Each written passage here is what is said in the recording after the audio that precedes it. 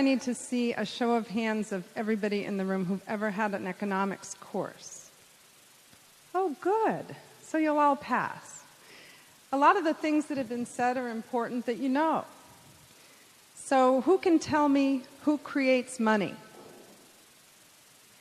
The government. Who here thinks the government creates money?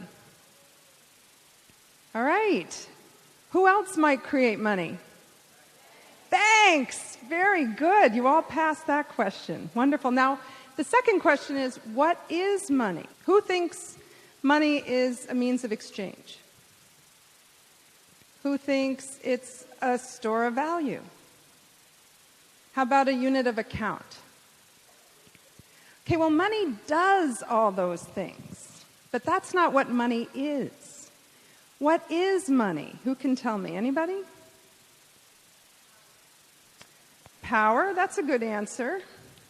It's debt. We just learned that money that we use is debt. But fundamentally, what they don't tell you in your textbooks is that money is an agreement. It's an agreement to accept a standard mechanism as a unit of exchange.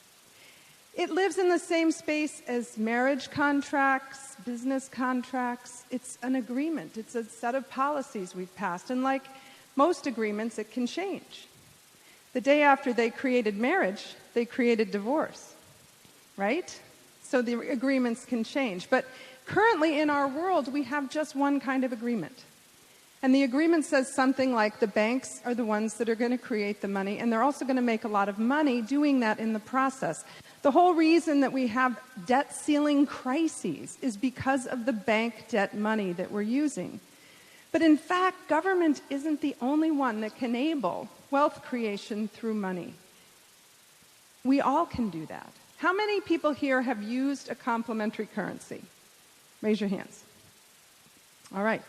How many people here have used frequent flyer miles? All right, all of you should have raised your hands when I asked you if you'd used a complementary currency. Frequent flyer miles are a means of exchange that help encourage loyalty to a particular business, in this case, the airline that wants you to fill their seats on an ongoing basis. But there are many, many, many kinds of complementary currencies in the world. Loyalty currencies are very common. Every time you get a little card at your favorite coffee shop that you punch out to get free coffee, that's a loyalty currency that keeps you coming back to that coffee shop. What about creating a loyalty currency that would work in all your locally owned businesses? Sort of a frequent buyer miles plan, right? That would work. Now in Montpelier, I also serve as the Director of Planning and Community Development, and I've introduced 3 complementary currencies in the city since I've been there. One is a time bank, which is an anti-poverty currency where people use time as a means of exchange. Another is called a care bank, which is for elder care, and I'm working right now on deploying a new food currency.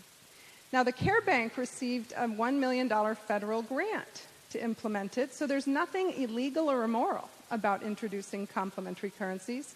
The care bank is a system of exchanging time so that elders in our community can receive good care without jeopardizing their government benefits, like Medicaid and Medicare and food stamps and housing subsidies. Because thankfully, the IRS considers time exchange to be tax exempt. So the value that you gain through the use of a time bank or a care bank doesn't change your income level, which is great. Here in Burlington, there's a couple different kinds of complementary currencies you could use. There's a time bank in the new North End, which is this time exchange. There's also a really great new program through VBSR, or Vermont Businesses for Social Responsibility, called the VBSR Marketplace, where businesses can use a commercial barter system to trade with each other without using bank debt money or indebted money that then they have to pay back over time. Businesses simply issue credits and debits between 2 businesses to make transactions possible. This type of commercial barter system has been in existence in Switzerland since the 1930s. Currently, 75% of their small and medium-sized enterprises are members of it, over 65,000 corporations. And they have done economic studies to show that it actually serves a counter-cyclical role in their economy, because when the economy goes south and they have a recession, the use of the VEER goes way up. Businesses keep people employed. The economy keeps moving along because they're exchanging goods with each other without going into debt to do it. Then when the economy goes up, the use of the VIR goes down, but nobody suffers because of that. The Swiss economy is a lot more stable, and it's been in place for 70 years. It controls billions of dollars in francs in transactions every year. In Japan, the Furai-Kippu system, which is quite a lot like the Care Bank we've introduced in Montpelier, has been in existence for over 15 years.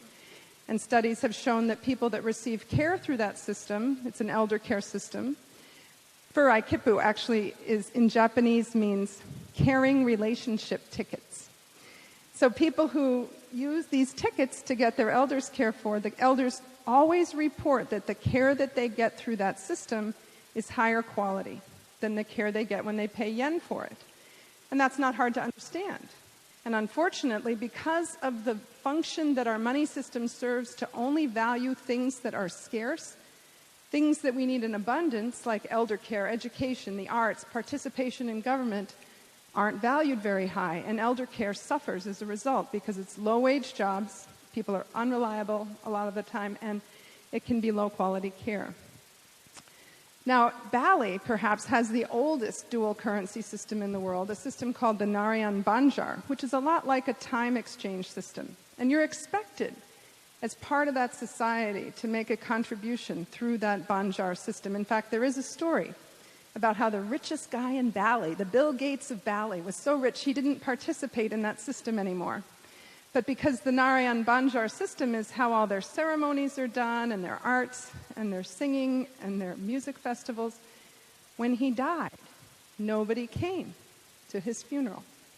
Now, can you imagine Bill Gates dying here and nobody coming to his funeral?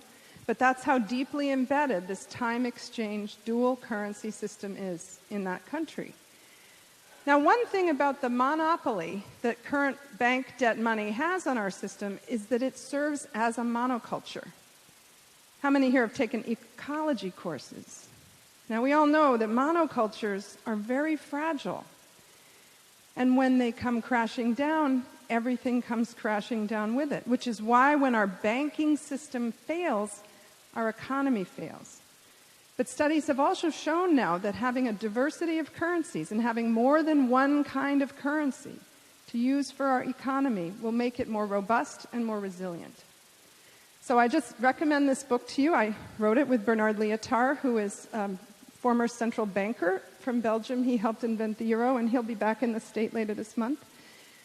I hope the book becomes the manifesto of the Occupy Wall Street movement, because what they're really calling for, with all of their protests, even though I don't think they know it, is monetary democracy.